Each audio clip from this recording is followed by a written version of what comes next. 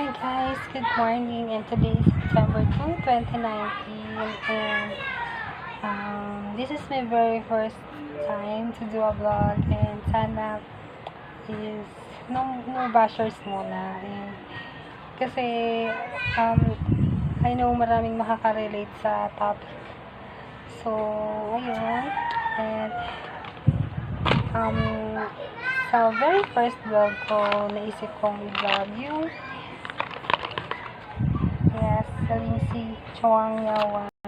So, yun. Bakit ito? And hindi ako mataba while I'm taking this. So, nakapag-take naman ako nito. So, let's start with this. Yung about sa experience ko, and I know maraming makaka-relate sa akin kasi I know iba, pare-parehas tayo ng effect sa vitamins. So, ayun, let's start na. So guys, Lindsay is a mushroom na herbal medicine sa China. So yun is na-research ko lang din sa Google. So you can research about it para lang ma-sure na hindi ako nag-invento, diba? So ayun, so Lindsay is a herbal medicine na talagang marami siyang nagagamot. Then, the question here is, bakit nga ba ang bilis natin tumaba? I mean, hindi na ako kasi hindi na ako nagtitake niyan. I mean, before na nagtake ako niyan, bakit ang bilis kong tumaba? Is number one question. And even my mom, talagang nagtataka siya, bakit ang bilis na tumaba? Siguro meron niyang gamot and baka may bad effects niya. So, yun, syempre na, medyo nag-worry. But then, yung alam mo yung ang saya mo kasi nakikita mo yung effects kahit na medyo pricey, pero no, okay lang kasi talaga kami. And from 50 kilos nag-gain ako ng 10 kilos within 2 weeks. So parang nadadagdagan siya everyday. So natuwa ako kasi ang taba ko talaga. So yun, ang taba ko talaga na lahat talaga ng damit ko hindi na magkasya sa akin. Itong shirt ko na to, parang naging hanging blouse na siya. So naging problem din. Kasi ang dami ko ng damit, di ko siya masuot. I mean, wala naman akong laging pambili everyday na tumataba ako, diba? So yun, yung ginawa ko is, para lang medyo wag na masyadong tumaba, is nag-alternate na lang, or siguro 3 times a week na lang yung ginawa namin. So yun, parang naging kalmado na lang yung taba namin, parang nag-stay lang siya sa ganun. But then, dumating yung time na naubusan ako ng stock. So hindi naman ako pumayat agad kasi yung iba, nung tinigil nila, kasi nga mataba na sila, so stop na nila. Like yung kuya ko, sabi niya taba ko na, parang tigil ko na. Yung kuya ko, parang ang bilis bumagsak ng taba niya, yung bumalik agad siya sa dati.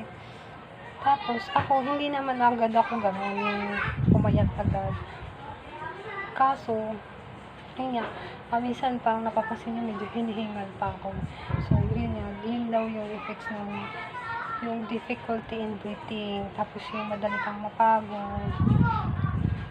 Alam ko marami nakaka-relate na gano'n kasi yung mga friends ko rin na nag-take nito, hindi ko nga alam na nag-take sila niyan.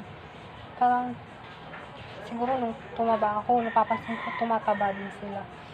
So napansin ko,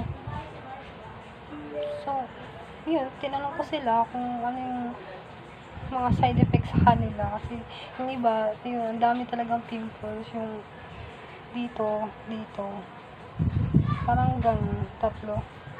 Yun.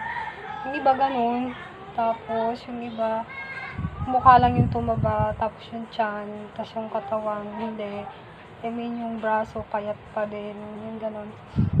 Tapos, kaya yun, tinigil nila yun.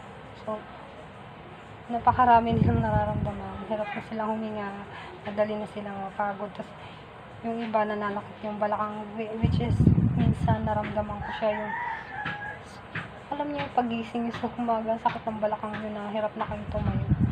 Parang ganun. Yung alam mo talagang tinatamaan yung kidneys nyo. So, yun. Yung na-stop na ako sa pag-inom nito dahil, ayun nga,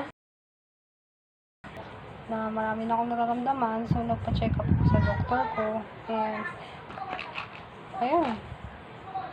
High blood ako. Na-high blood ako dahil ang taba ako. But, ayun. Then, I discussed with my doctor about sa vitamins na tinake ko, kaya siguro ako na high blood. And then sabi niya I should stop it, wag munang uminom, ganun, kasi baka nga dahil doon kaya ako na high blood. So then dumating na yung pang 5 bottles, so ito na yun. Honestly, hindi ko pa ito nabubuksan, and kung wala lang akong konsensya, ipapamigay ko talaga ito. Kasi sayang yung 550. Gusto ko na lang siya ibigay. But, naisip ko kasi, alam ko na yung reason, alam ko na yung bad effects and ayoko namang magkasakit yung tao nang dahil dun sa binigay ko yung Ligzi, diba? So, ayun, di-discuss natin. Na-discuss na natin yung good effects na tumaba nga. Within 2 weeks, isang taba nga. Ang bilis sa mga gustong tumaba ng madalian. So, Ligzi, yes. Yun yung number 1 na sagot. But then, bad effects, I will discuss it with you soon. Okay? Okay, medyo pinopost ko lang yung video kasi medyo humihikab ako, inaantok ako eh. So, dito na tayo sa bad effects. Tapos na tayo sa good effects ng Ligzi. So, yung bad effects niya is, ayun, yung medyo nasabi ko na, is yung difficult sa breathing. So, minsan, hirap akong huminga, yes. Andun pa rin yung effect na yun. And yung iba, lumaki yung heart. And yung iba, sumakit yung balakang. Yung iba, nagka-pimples. And ano pa ba? So, yun. Usually, yun lang naman. So, kaya nila, in-stop yun kasi hirap silang huminga. Bilis na nilang mapagod. Kasi alam mo, ang hirap nung payat ka, na ang bilis mong kumilos, but then bigla kang tumaba. Parang bigla ka nag-slow mo ng ganun kabilis. So, yun, alam ko relate kayo. So, yun. So, di-discuss na natin yung bad effects and bakit ko ito nalaman. So, ito, dumating na ngayon pang 5 box ng Ligzi. So, bago ko ito buksan ulit, so, there's a blessing in disguise na meron akong na-meet na Chinese and hindi ko alam bakit naisip kong itanong sa kanya ito. Oh, yes, naisip ko siguro itanong kasi ngayon yan, high blood na ako. And gusto kong malaman kung dahil ba ito sa Ligzi. So, tinanong ko sa kanya kung ano yung mga nandito, detail by detail, and even yung, kasi diba meron siyang, so, wala na, di ba may papel siya sa loob na para siyang letter. So, ayun, pinabasa ko sa kanya. And, kanya, sabi niya, based sa mga nabasa niya, itong Ligzi daw is para sa kidneys. It's a supplement for kidneys. So, sabi ko, bakit kidney? Yung kaya nga ito sumikat kasi itong capsule na ito is ang bilis namin tumaba, ang bilis namin magpataba. So, sabi niya, so, wala rin siyang idea bakit gano'n. But then, yung may nabasa siya na dexamethasone, hindi naman niya alam kung ano yung dexamethasone. Kasi, yung iba dito daw, yes, dito, yung iba dito, puro siya herbal, para siyang mga herbal ng China na, alam mo, hindi naman natin siya kilala, mga ginseng, like, something like that, mga ganun. Tapos, meron siya nabasang isa na dexamethasone. So, dahil hindi niya yun alam, so, tinanong ko yun sa doctor ko kung ano yung dexamethasone. And then, nag-research din ako sa Google.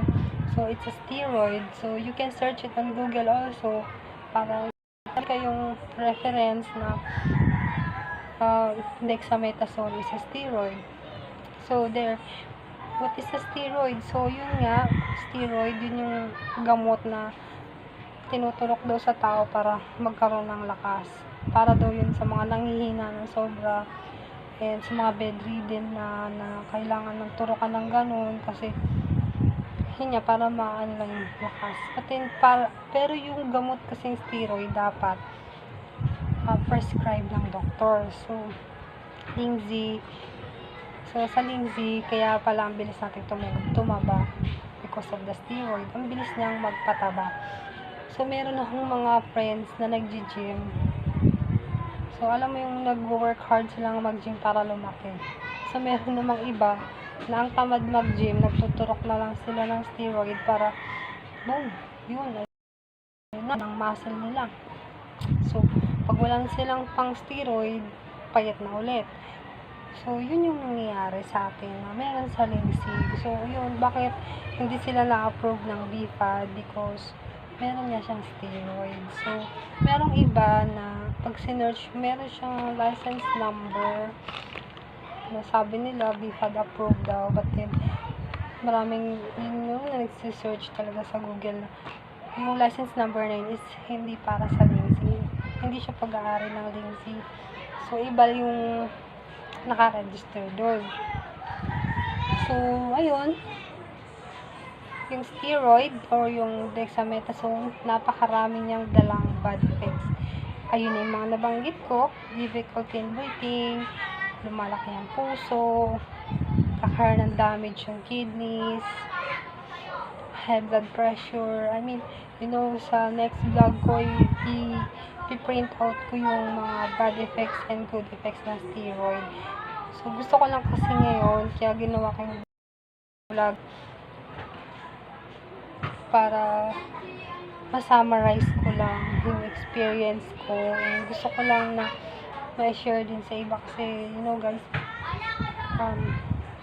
guys, ilang beses ako nag-research sa YouTube about the bad effects ng Lindsay kasi gusto ko talagang malaman kung bakit ang bilis natin tumaba and ano yung mga bad effects, pero wala ka talaga makikita. Lahat ng sinasabi, almost, ang sinasabi nila, puro good effects lang, steroid lang, pati hindi nila sinasabi na ano yung mga bad effects nun, ano yung pwedeng mangyari sa'yo, ano yung kapalit ng pagiging magandang katawan mo.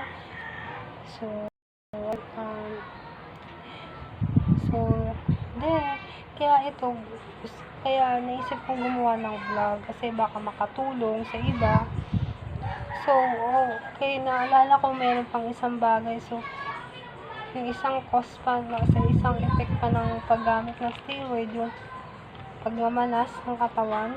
So, dati, ang manas talaga ng balat ko, itong mga buto ko, hindi ko na makikita dahil ang manas niya. So, yung paa ko, manas nga, gano'n. So, that's because of kidney. So, yun yung kinakatakot ko. But then, sana wag naman ako magkasakit sa kidneys kasi I have a friend na namatay dahil doon. So, yun din yung kinatakot ko, and I have a son already na gusto ko, syempre healthy lang ako para masubaybayan ko pa siya. So, sa mga nakapanood nito and sa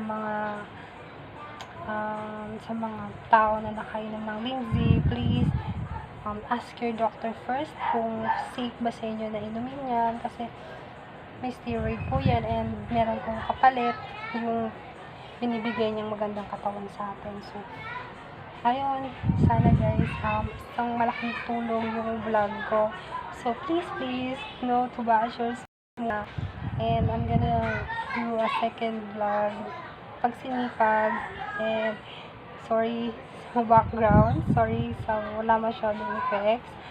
And gusto ko lang talagang i-share sa inyo yung experience ko and na-research ko. So, please guys, hindi to para siraan si Lindsay, but I think ask your doctor para syempre sabihin niya kung okay sa'yo yung vitamins, siguro merong dapat para inumin dyan. So, ayun, and I think natapos ko na tong vlog na to, and thank you guys. I hope you have a good day. God bless po.